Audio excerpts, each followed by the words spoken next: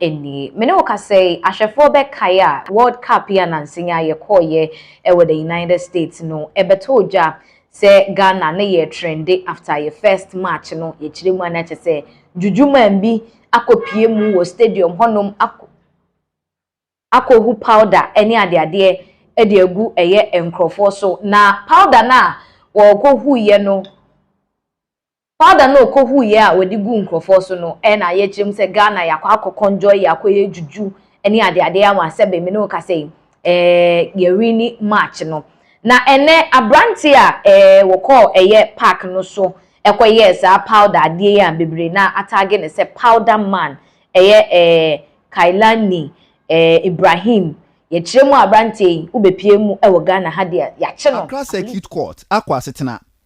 na emranti akanti na wamiensa ena yedo omakwa gina daka mu yin krono tansa ene de ato wontiri so se wabo awure obi shop mu wo sakomo no sefa nipa ne sika gumuo wakotabiri save ya wode ko ene sika ewuo mu no enye sika wa mobile phones nya wo nchen laptops ne niama de na tese edoso pa wosusu sanyi nyina no eye krono de na nipa miensa ya che omo eye Richard Konote 34 years Obo Mohammed 30 years ena David Dogbo ono so owo 40 years nti nipa miensan ena Sh00t eba betena wona asem so ye ni die kire ne be firim baba bia no ye ma maso ensi ewo ho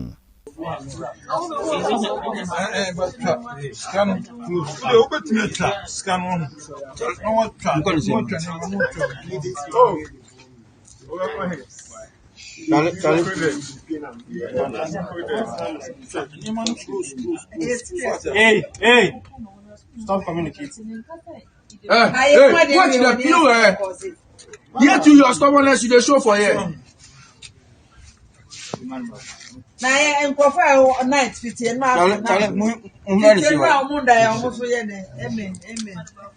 Sh00t akwa setena na emranti akanti na wamiensa ena yedo omakwa gina daka abusia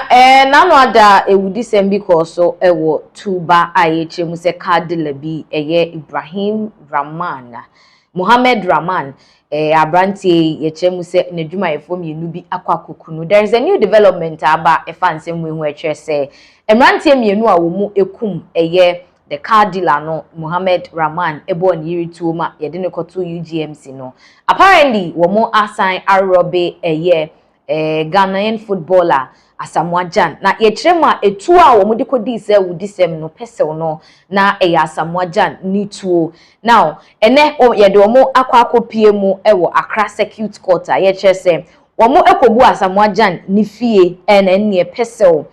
football medals Asamoah Gyan enya watch any jewelries ni ade wo ho no emrantie we wo mo sesae a sa eye kind of saying Pist0l no mo faaye efri Asamoah Gyan efie no eno ena wo mode ekọ eye boss ne sukobo ni tuo ema ni ewuye na emranti a yede eye kwadu ya bom no ene de omo ekopie mu ewo de Accra High Court a ye sanso kire sebe ewudisem ne de nyade o mejai wo mo ho ama omenye omuti edidiwa no ka say ye do makwa akopie quarter ye hwe ba bia ensem no ebekọ akwa akodru video egu etwegu ewo screens ne so no bra ye de wo mo ekopie mu ewo court na ye kototo wo ano efa the robbery a wo mo eko robe ye the footballer Asamoah Gyan ewo ni fie enso la billion nipa mienu mu ye nuafo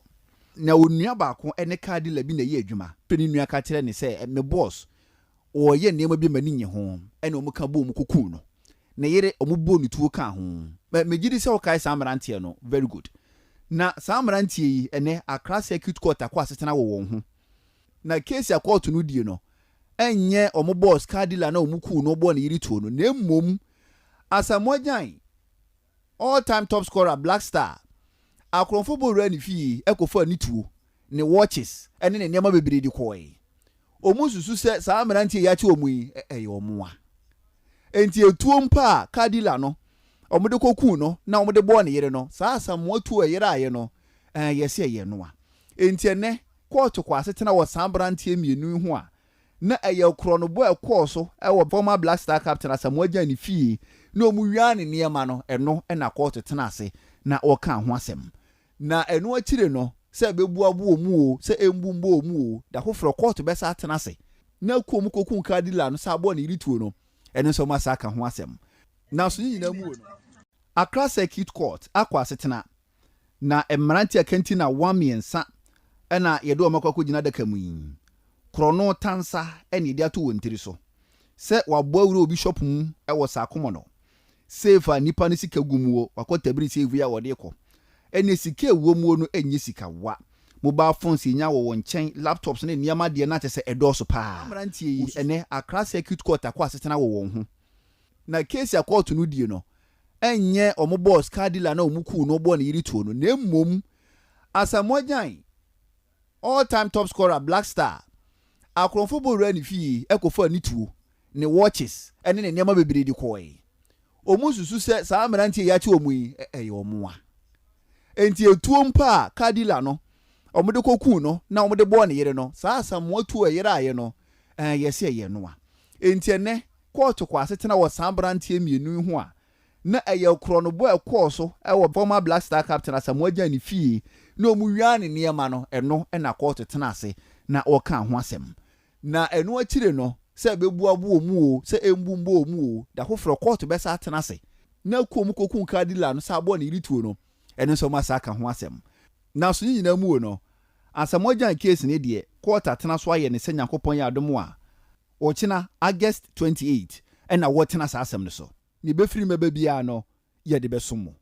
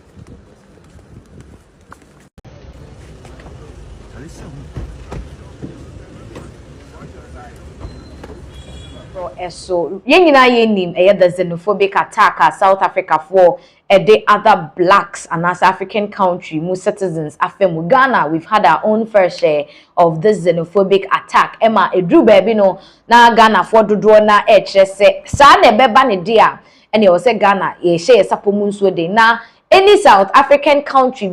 business be what Ghana hanom say no ye pamo more because if you are sacking our people we got to sack you too. And people were tagging MTN pa because MTN, you share the income MTN and make it a dream hanum say. And the fact that it's a South African owned organization. Now among crop for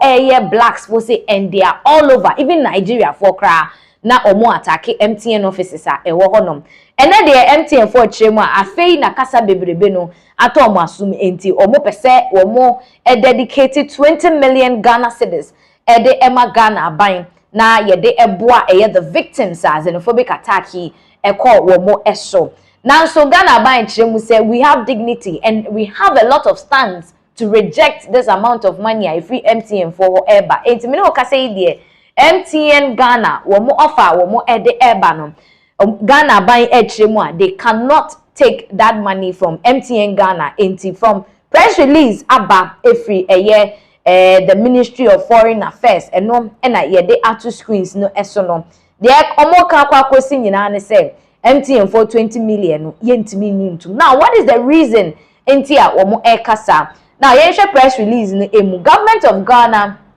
declines MTN offer of 20 million donation for Ghanaian victims of South Africa's xenophobic attack. Enti government of Ghana omo sisika no enya dia omo ebeje. Now Yeshe nsem more say Accra 25th August 2026. The Ministry of Foreign Affairs has become aware of media reports suggesting the MTN Ghana is preparing to donate 20 million Ghana cedis for Ghanaian victims of the recent xenophobic attacks in South Africa. Enti omuchiremu dia eni omunso mate said the nsem ni twego wo mfidi ahodo so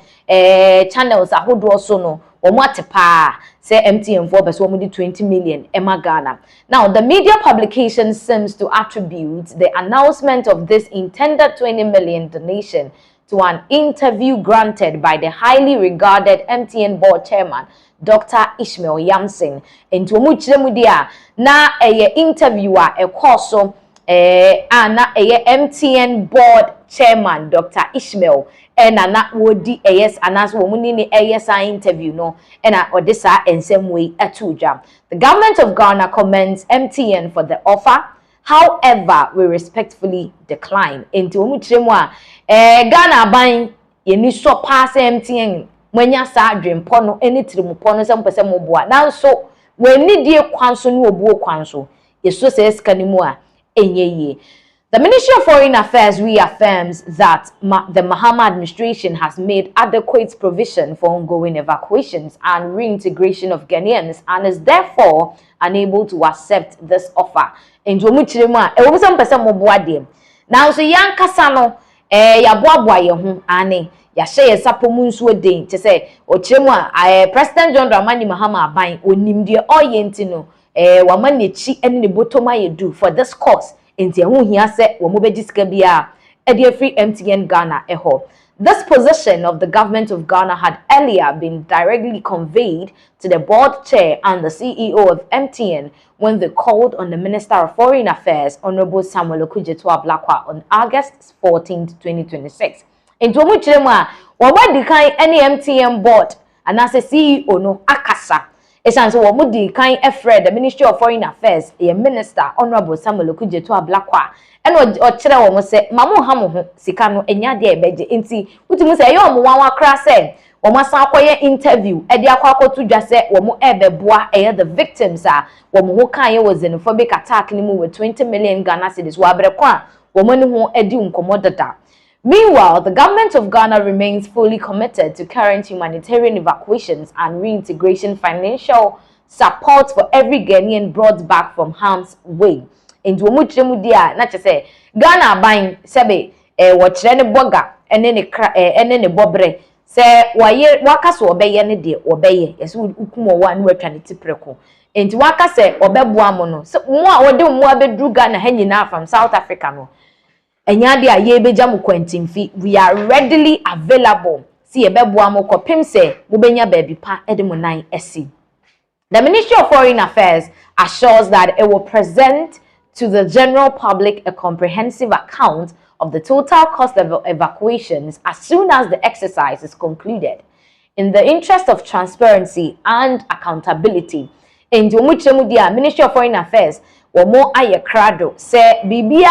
ededi na bibia kwa wie ya womo abebu nkunta ede a kire Ghana fo nyina se omo aye boa womo eyi womo fi South Africa ebepie mu Ghana hanom sei no sika sei ene edurura mu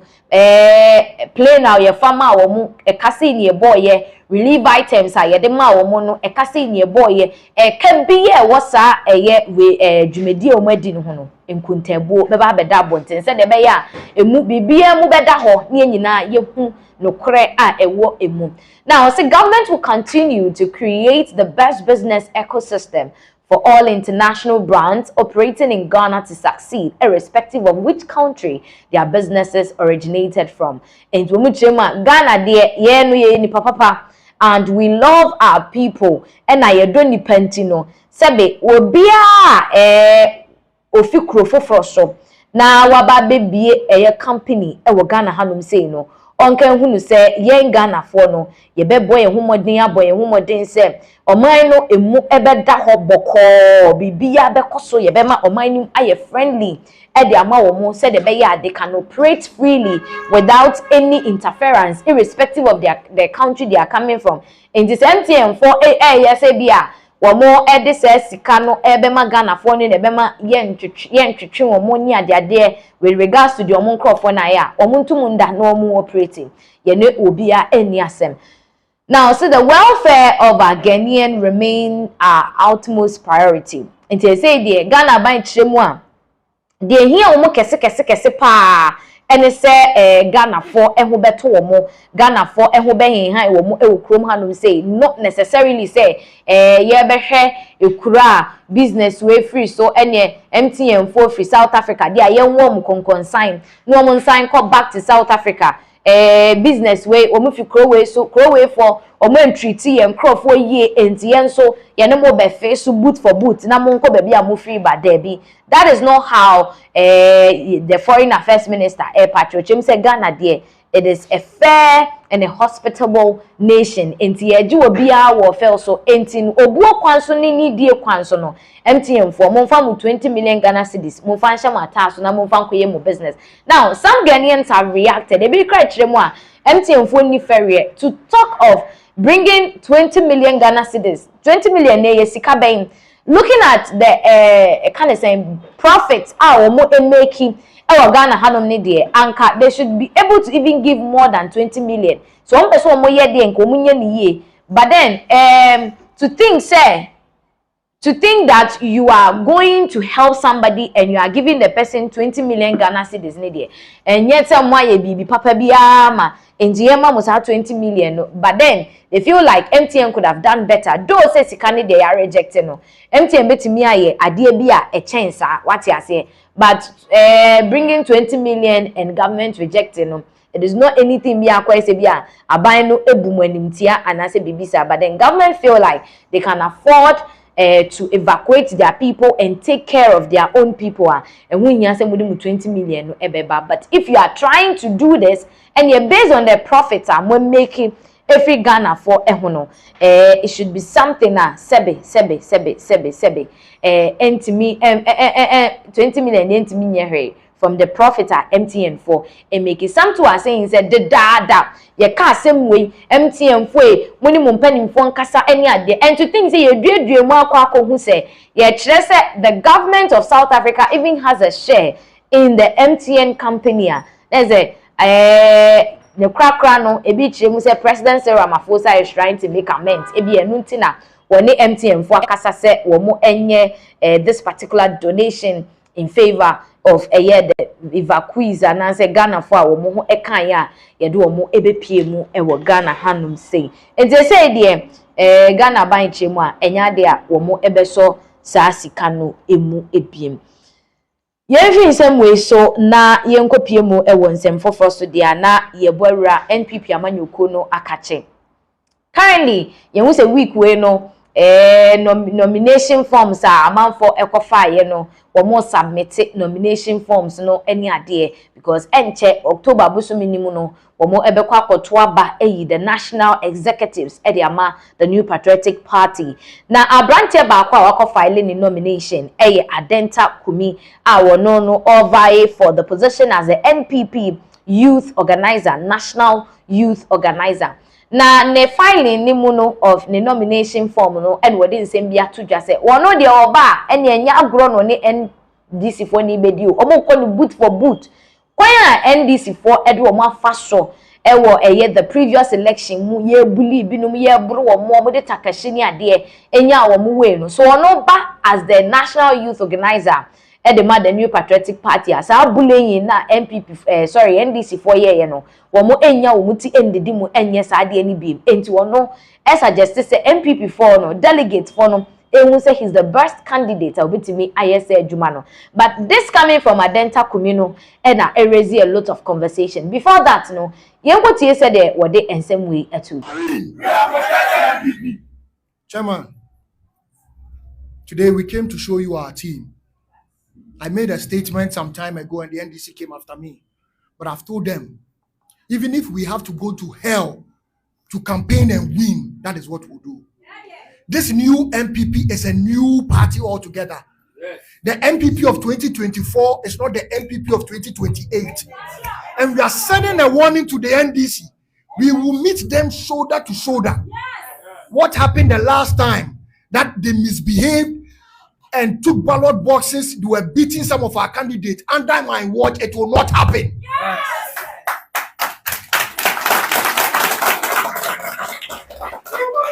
And Chairman, I'm saying this without fear. If anybody attempts to mess around with any MPP person or the ballot box on that day, I'm telling you, don't meet God. As to how to meet God, we don't know. Chairman, I'm not afraid of anybody, and they know. I serve in Menshia, and they've taught us we are not afraid of anybody. By the grace of God, I hold a two-force gun. We are not afraid of anybody. Yeah. We are only here to serve Ghana. We are only here to serve Ghana. So if they don't want peace, we will show them what power is. But Chairman, I have personally promised my heart that whatever we will do to make Dr. Bawumia become president, Chairman, whatever we will do to win seats, to become majority in parliament, we will do it. Chairman, many of our MPs suffered, and there were little things. I'm not going to be a national youth organizer who sits in Accra and work. I'm going to be a national youth organizer that will stay in every constituency at least 2 nights, because we need to be able to feel the problems of the people down there. We need to have a relationship with the people down there. Chairman, the time has come that we have to change things. I've told people that I don't want to fill a position. I want to create change. I want to create change. I want to make a difference. And I want to support my fellow youth so that this new patriotic party will be more attractive than it is. There's room for improvement. There's a saying. Chairman, there's a saying. Achia Suembuye. MPP youth is not destroyed. We are there. We are asleep. But I, Adenta Kumi, we are waking everyone. Thank you very much.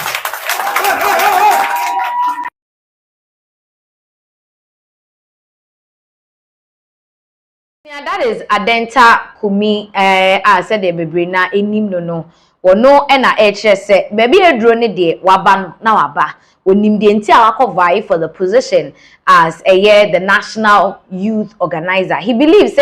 wono obetimi deliver na waboa ama NPP etimi assign aba abemu biom. And looking at it, people should consider giving him the opportunity to become the youth organizer and farmer party. But Abinu Chema is just because of the Arrɛsted course 2025. He wants to come back and then come and hold the front of the party. Now, I yen hwekwan a NDC fo betimi abule ni biom ewo krodiem hanum sei ni na no election day no ene betre so obewini anase onwini ni nyina mu no na same time there've been some misunderstanding between the Muslim community and the Christian community. Ama me no ka say ye che sofo bi ni ade ma Muslim fu pani bi ko si na sum ewo the police headquarters abaye nsem bebre no. Former NPA, Meche National Petroleum Authority boss, Mustafa Hamid, Wakasa. Wache mu se onokra watena si adwen ho a wonte ase because Ghana hanum say ye sha yonkofa the Christians and Muslims want them and a very very peaceful pa. Now we're making reference to ebra protest be near their so about papa you can say Mensa Otabel renovate a whole mosque. That should tell you how peaceful Muslims and Christians Ghana hanum say. And all of a sudden the brohaha or Muhammad ni Jesus Christ ni ade enya dia se be wo krodwem ha na nsem we wodi tujwa bra empanimfo hie mu enra dade na enya asem kito ache so to ya to Christian song kra. Now to me say Mustafa Hamid wants to preach peace between Muslims and Christians. Akbar wakes Muslim and Christian alike. And there's a phrase in there that says as-salat khairun minan nawm. Prayer is better than sleep. And these words unintelligible words to the majority of Ghanaians is not considered offensive. Since I've been born in this country, I have not heard Christians protest that the mosques that we have in all of our communities should stop calling the azan at dawn. In 2011, the International Central Gospel Church celebrated its 27th anniversary. At that time, the headquarters of ICGC was at Abosokai. And as part of the commemoration, Pastor Mensa Otabil sought permission from the National Chief Imam and renovated the National Mosque. I remember that some Muslims protested why the Chief Imam would allow Christians to renovate a mosque. But the National Chief Imam, Sheikh Osman Musul Sharabutu, answered, and I quote, he said, "I want after I am gone to leave a legacy of love, cooperation, and goodwill between Christians and Muslims in this country. Besides, we are all descendants of Abraham and believe in the same God. Furthermore, Christians pay for Muslims to go on Hajj every year. They give us food for our Ramadan fast. So what is the difference?"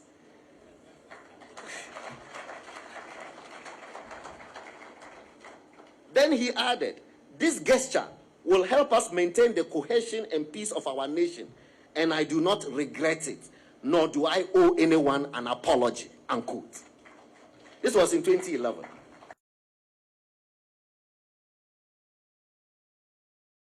Choosing a presidential candidate who happened to be a Muslim in 2024 did not in any way turn the majority of Muslims in Ghana from voting for the NDC. In fact, the polling station near the Kumasi Central Mosque at Asawase did not vote the MPP, even after Dr. Bawumia refurbished that mosque and commissioned it in 2023. So the electoral geography largely explains why the present NDC administration has appointed many more Muslims from northern Ghana than previous MPP administrations. In 2024, President Mahama secured approximately 1.38 million votes, more than 1/5 of Mahama's national votes from Savannah, Northern, Upper East, Upper West, and Northeast alone. 21% of his entire national tally of 6.5 votes. Such political realities will inevitably influence the regional compositions of government. Dr. Bawumia, on the other hand, received a total tally of 759,108 votes from those 5 regions, which is 15.56% of his national tally. Thus, fewer than 1 in every 6 of Bawumia's nationwide votes came from the 5 northern regions. You cannot therefore dishonestly repackage this evidence to prophesy that electing Dr. Bawumia on an MPP ticket will certainly shift the balance of power from the South, and from Christians to Muslims. In fact, Dr. Bawumia's tolerance for Christian religious ceremonies has often incurred him the displeasure of sections of the population. Indeed, choosing a presidential candidate who happened to be a Muslim in 2024 did not in any way turn the majority of Muslims in Ghana from voting for the NDC. In fact, the polling station near the Kumasi Central Mosque at Asawase did not vote the MPP, even after Dr. Bawumia refurbished that mosque and commissioned it. I was saying Mustafa Hamid, and he's preaching unity and oneness among Christians, because Ohune say, baby Edrono, Sebe, that banter between the Muslim community and the Christian community, no, and yeah, there was so. Because if a whole religious leader, it's me, I renovating mosques. Anka enye big deal any other day. Now yenko ensemfo for eso. Arrɛsted a esi abusua meka se we de Ghana nyina yen na arrɛsted we ato ye, because it will be very sad say you would walk through a journey in life now be drew baby na quarantine fee wakwa ko wo kwan so. Ababa wa so no yo da screen si Mercy yaba bredu. Na Mercy yaba bredu wo ye mechanical alumni of the University of Education, Winneba. Na nsenya na beto oja say wa apply for scholarships near there after the first degree Winneba ye chiremu a onya China and afi onya the United States scholarship no onya 2 countries no no atena ase no se nye me pese me kɔ Winneba na China na ekotoa so koye ne masters abusia ye se wetu ama na busuafo nyina ekogya no airport fe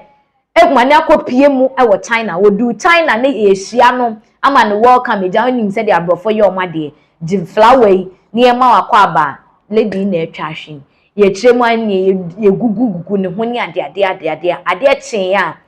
watwa nananom ewo nse na ese kiremu a just 2 days so said den a okopie mu ewo China afei ene okɔhye ne masters ase no ofi antoata ama Messi ya ba bredu watwa nananom wonse do yenkotie okay na wo share screens ne so a or say Ghanaian lady dies after collapsing at China airport 2 days after arriving for her masters. Into 2 days, lady akopie mu ewo China akosua de ene se okodru airport ho twahwe ya wawiyet ebi kiremu a heart attack ene ade na ama lady atwa nananom ewo nse do and to think that lady ni enimade papa ana ukopie mu ewo misku mu kra na ono na ye the former vice president at the association of English students ni ade a fofian twata watwa nananom ewo nse do na busiafo aba be kasa yinkoti wo mo emra na busiafo ni na ekuja ni kwan ye de fo se ye na ko ija ho ye ba da bibia na ko ni so de fi Tuesday no market no wana obi frɛ me say no de bando me fanto WhatsApp na me hwɛ am so me ton ade me ntini me de man fi nim bibi nti sister my sister asesa mani no buy so buy bra na me so e da asem o se yes Messi yale am so bia na ye bre plan no time ni bi ehuni ade nti kwansi no mo sane ade na me hwe ko WhatsApp ko hwe ya you na da structure so a doctors best 15 na twa me ho hia na say hey ade na de ba asem ni say anya bra asem ade ba asem na hoda pa no kura me yam hye ti awono na me frefre ma masofo ene no de mpaye ne nya nti market wo ye firi wo ti e be du fia na do no yanda ene me ni mi ye de ruade saa ti ade achinya no pa me san frɛ no so eye ti me de masole se me ko market akoto ade na me wo fa e ba frɛ me se me wo he me so me wo fie o se ne nko ba bia ye ba o be da asem o se ye ba o ba ye pe o me ba ma ni se ye nua na wu ye nua na wu sai Monday na ye nyina ye de no jina ho ye nyina onyale onam kri ye ko ja na airport ko ye na ye dan wu asama bam o wasama bam ye so no ye bi o du airport no twahwe ye o sai sai o ma na diane o ma na sai sai na ni so tete no na ni so tete no amu ani so ye na ye no se no mo na ko e kwa mo no se no left way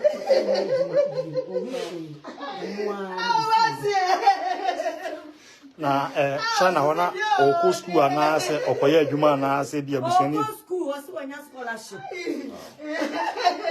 school funu kura so mama eba wa ye be fa na ko school mu ho ye mu ya so te o fi plane ni no tware ye kira ye ye be na to hu che wa o de flower abe shia ma mi ni nyina ne ka ya onam bi prasa mi delay no na play be tu eja no ah ko ne mi nwe ti nche mi nwe ti nche mo ah mi nwe ni ti nche mu e wona me ya mo zeme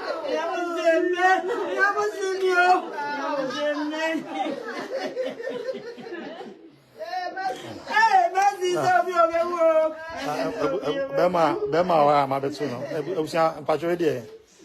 senior akoya kwantu masem no then na abeka kire foreign ministry because we are video me ho adwuma atade omu nyina foreign ministry ne yenuanum tafofo amo China we de edamabam momwa na ekwan bi ebefa so ama yede naba no we de momwa mo na monim officer mo betima ko yenso ye wo Ghana ha ne yenso betima ye ne be ba mo wo ho de mo bebo ntim Montage foreign ministry my honorable Okujato Ablako anafi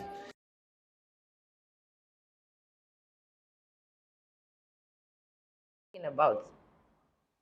Abusiafo na chese Mercy yaba bredu na nasem ayare ho a ene ye ka ho asem na chese adwuade ya ene ya woda adwuade ya 24th of August eno free Ghana ye chemu a ne flight etu eye area 1:30 p.m. na abusiafo koja no ewe the Accra International Airport emma ni plane etu ya wode ekoye na utie ensemu a na busiafo ni bi Canada na chese ye tietie mu a na wo complain se na koma ne kokoso onya pains bi ni ade ye ne ya enti omo de omo nim se plane na wo tena mu no na chese ma na feel that kind of a yinti e be ye okay ene se wo kodru ya wo ko fenti ye de ne call ayaresabia omo hwehwe no ni ade fofia nto ata wedru we figana Monday Wednesday 26th we free mu na say 2 days peno eye Mercy yaba bredu ewu ya de ya ne say girl yi animude that is her on the screens. She's very brilliant or graduate here in 2024 with first class honors enya sem ketwa na o sign a survey as the vice president of Association of Students of English ewe University of Education yenim say enka with the bright future and with her intelligence no oba aba besua de akonanim na the busuafo nso eja omonso omo de bia hwahwa omo because enyo obia na enya sa akwanya ne se otu kwan akọ China akoye ne masters. A lot of people who have been applying for scholarships severally, but for Mercy po de niti ye ema wonya ne two enya onya can say China esanya US to think say one making a preference of going to China na wakwako wiya ya ebusiafo chire mu a wo mo epese the Ministry of Foreign Affairs etimi bua wo mo na wo mo edehye no omutimi ede no ebafie because ye na ye nim se obi ekowu amanone a how to bring the body back to ni kromu no kra no na aya asem enti ebusua no sha ahoden ni ho a wo metimi ede Mercy ya bredu a very energetic beautiful young lady to say ometimi ede no ababe piemu ewo Ghana enti ene wo mo esre the Minister of Foreign Affairs ye papa Honorable Asamoah Gyan to ablakwa say baby edro no won fa ne ho engine na we Ghana ni okoye na si ni ye a for all you know no enkamfa so de ni bi ebeso Ghana for eso should come and work in Ghana na afi ababe boa Ghana mine enti they say almost stress mpanimfo emom homode no momboa no mode hye no omuntimi emfa no emedru Ghana. Most of ne colleagues are oni omo eco school ewo UEW no bebre na ede condolences ama abusuafo ene ade otimi se we de ya pa. Now finally, Otumfo said to Asante Hene, Yenina Yenim say, Wakopie mu the United States of America. Na no ye share ni arrival no said your mujine fell so dinner or call Ambassador Victor Smith, Ghana's ambassador to the United States. When Nimpenimphobia wa honum ekushia Otumfo a fell so emano, a warm welcome. And now menewo Kasoa Piemu Howard University Washington DC. Otumfo akwakoma speech bi ewo hono ma che se US fo nyina abo mu pusa esan se Otumfo akwakasa de afa amamre ani amanne ho wo kire mu a amamre ni amanne ehia papa so we do not have to undermine our culture as Ghanaians.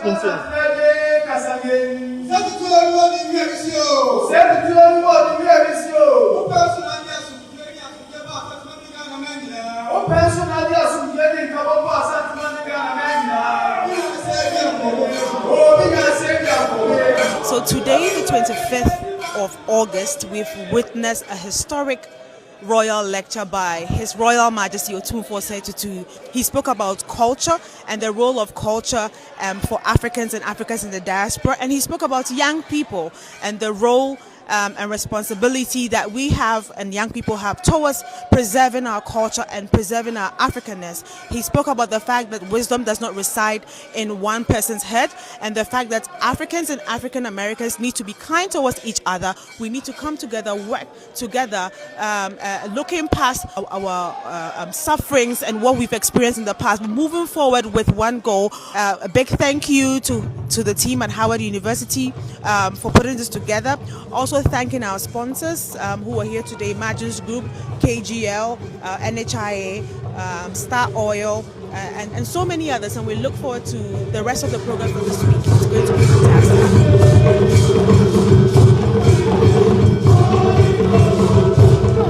And a command speech, yate a who and sem nurtures or just say a mamre any a man ye de who here. A mabuno aye bana ye de sorry I near to 2 man ye near mamre aseno. Ye na ye who say culture is very important. Now, nini no since he's in the United States, you know, the shadows edoso pa bia bebra wo be kwani ade for Ghana fo a wo mo US a na sa santifo wo US a wo pese wo hu otumfo de ekode e bani ade nyina no ne kasamafo kwaba abontina be kasa kirekire mu otumfo ne visit to United States no enema bi ewo mu ni nyina we bi ni nyina eni so Emobibia ha eba United States of America, Maryland.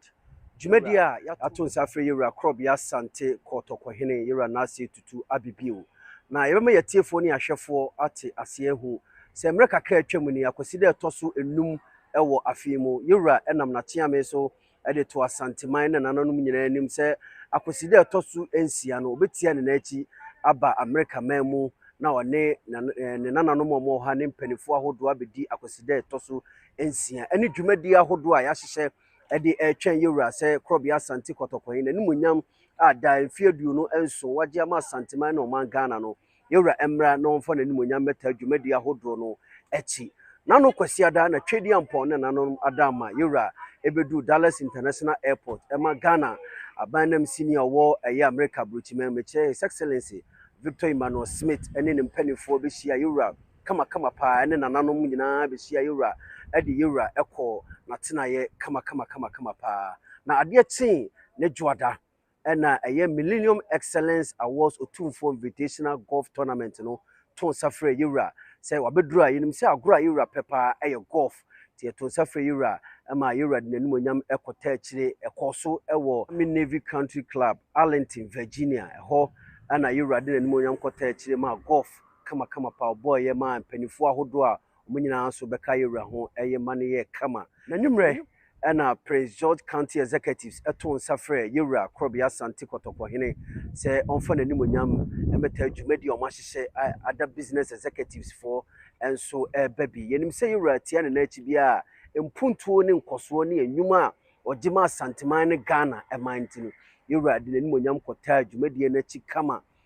kekan ya no edidi ye ne mpanifo ahodo ebepie mu nyina twetwe nkomo se de be ya nwuma ahodo a yurada ne de nyina otia ne na echi opama santiman ne Ghana no dwumadi no koso Gaylord Oxen Hill eho na eye dina no ekoso a yura edi nanimonyam kota akire ma dwumadi no so eye krapohene edi nani akire Howard University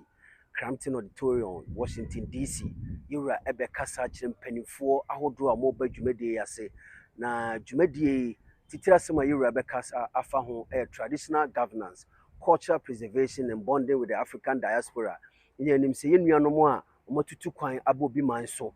se bia mamre ne amane kwan so se de owutia ona achi be obi manso remfi wachi ene wa mamre ne wa mane enti ene yura be kasa afa ho kwan a ofa so eka ne nananom bom kwan ofa so ehye ne niam kwan ofa so eka ne nsem ema ne nananom ehu amamre ene amane a se bi okura mu no eno ne yura eba be kasa ede afa ho nti ba bi agina sisi Crampton Auditorium ha ana yura eba be kasa afa traditional governance, cultural preservation and bonding with the African diaspora. Adia chi ni ukwada krobia sante kotokohene ebeje na home na sedi enim no se yura tie ne nachi ebepiem abrochimemu an nananom a omowo obi manso nyina pese omukọ na omukọ sayura na omochia ne gine nsem enhyira ene na sumbie se de be ya dwumadie bi omo di bia no ebeboa ama omo dwumadie akoso nti de be tofom bia no se be ma yetifo ni ahwefo nyina enso ade chi ne yawada the African Business Investment Summit ebekoso ewo MGN National Hub 101 no na yura ebehia ne nananom a ometubata aba betena obi manso na ono mo adi enkomo na wobuso wo hawo ne amane a omo efemu no na yura begina no so akasa afa a royal vision for African economic renaissance yura bekasa ede afa yura ene ne nananom twetwe enkomo nyina wi a kotokohene Virginia State University ho na suku pon kese ebe sheyura enmonyam abona baso se nwumasua krobia sante kotokohene de si nani so na waboa ma na nwumasua trafa wiase afa na nyina no ebe sheyura enmonyam na yura de nsa be shekrata ase anam se yura ye kwankyerefo panyina wada Kwame Nkrumah University of Science and Technology ano no yura ne Virginia State University be ka bo no de nsa ahyekrata ase na nyimre yura de nanimonyam ebe ko Thompson Hospitality Headquarters ewo Virginia na de beto form ewo hobia no ebema yatifo ni ahwefo nyina enso ehu de ade achi ne fiada crop asante kotokohene yura ebeje na home na memenda